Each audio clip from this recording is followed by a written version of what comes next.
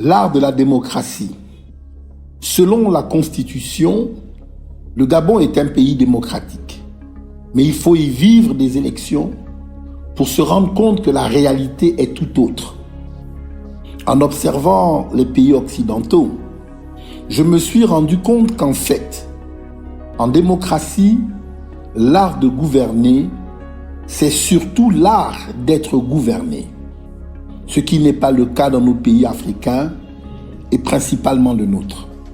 Je n'ai plus besoin de le rappeler, mais entre le cauchemar de l'impuissance du peuple et le spectre de l'autoritarisme qui plane quotidiennement sur la sphère politique gabonaise, comment parler de la souveraineté du peuple?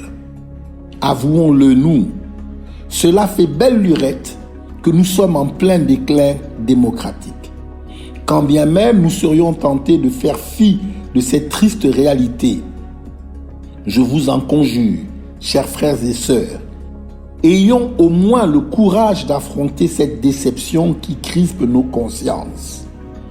Puisque la démocratie dans notre cher pays souffre, surtout d'être exercée par un système focalisé sur la politique du ventre plein, au détriment d'une majorité agonisante. Et disons-le, d'un profond déficit de bon sens. En fait, la liberté du peuple aurait perdu en cours de route son sens fondamental.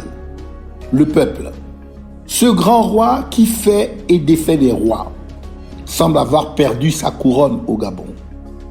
Ses libertés sont foulées aux pieds au profit d'un peu plus d'argent.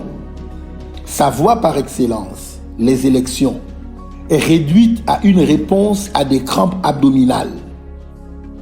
Ses cris et instructions sont couverts par les basses aspirations de ceux qu'il élit. Le peuple gabonais, ce grand roi, s'est fait voler son trône. Je crois, dans cette vie, que le peuple jurait de ses droits si le gouvernement qui détient les armes avait le courage de les déposer à terre.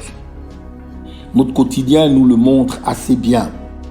Un père qui prend soin de ses enfants et qui n'abuse pas de son autorité pour les assujettir chaque jour, mérite sans forcer, obtient sans forcer leur respect.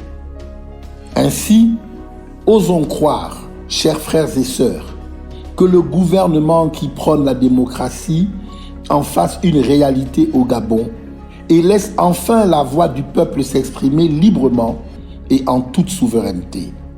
Gageons qu'enfin un jour, ce gouvernement rende sa couronne au peuple. Je suis Mike Joktan, j'ai un nouveau regard sur le Gabon. Que Dieu bénisse le Gabon.